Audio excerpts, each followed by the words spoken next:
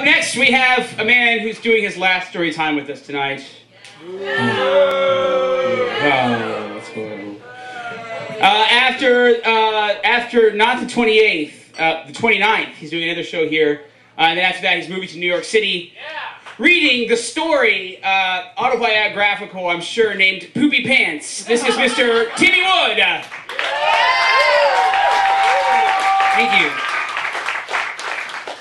I didn't write this story. I wrote another story, but not this one. All right. Second grade, Miss Bergman's class. I was an extremely shy kid, hiding behind my parents whenever some grown-up would ask me my name.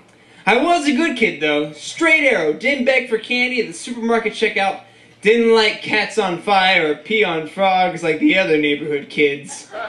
I quietly sat in the back of the class, sporting my favorite corduroys that swished and swooshed every time I walked. That was probably the most attention I drew to myself.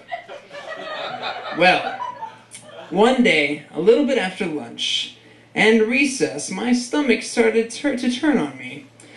The Count Chocula marshmallows and Peter Pan peanut butter were duking it out in my innards, battling for control of who would get to stay for a while and who would get to get kicked out.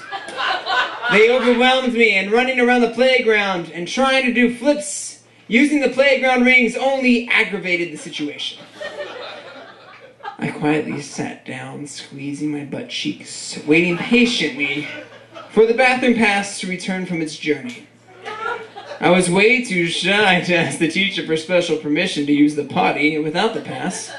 Instead, I sat there and watching the door, waiting for the knob to turn. I waited and waited and waited till I could not wait any longer. And I didn't.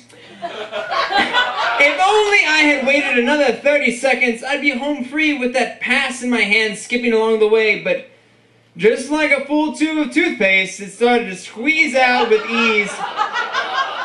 And that's when I started to flip out. Again, I did not write this story. Could Amy or to know my second grade crush sniff out the disaster just happened to my pants? Did Miss Bergman have the grown-up sense for picking out kids that just crapped their pants?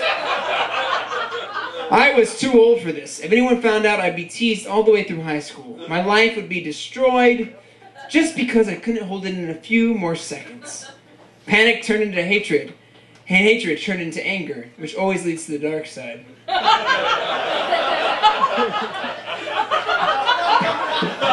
For Gary Henderson, that little fucker was in the bathroom for way too long. What was he doing in there anyway?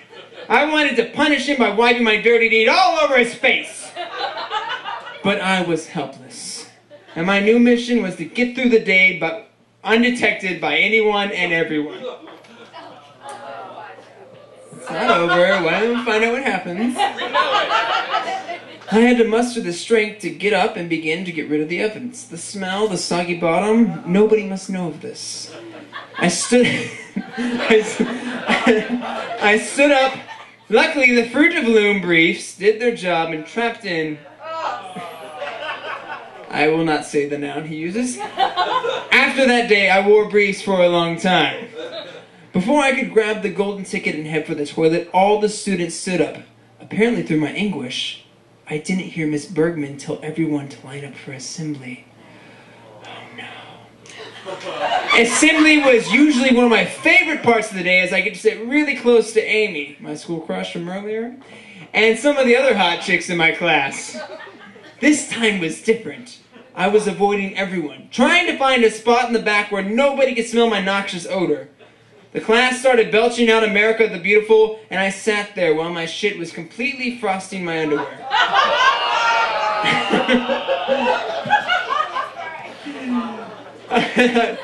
I was just happy nobody said a thing to me, and I was inching closer to getting the fuck out of there. Another verse of Purple Mountain Majesties, and I was going to slap the teacher in the throat. We finally headed back to our class, and I grabbed the big pass before anyone noticed, and disappeared, making my way to cleanse the situation.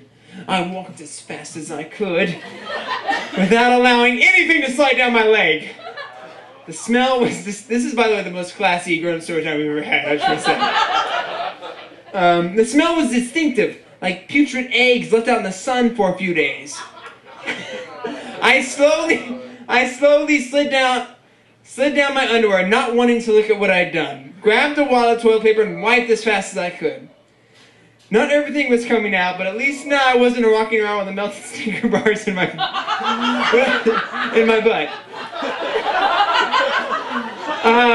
What makes me laugh even more is I know who wrote this story, and they are in the audience tonight. I got home, and instead of burning my clothes in flames, I wadded them up and threw them in the hamper.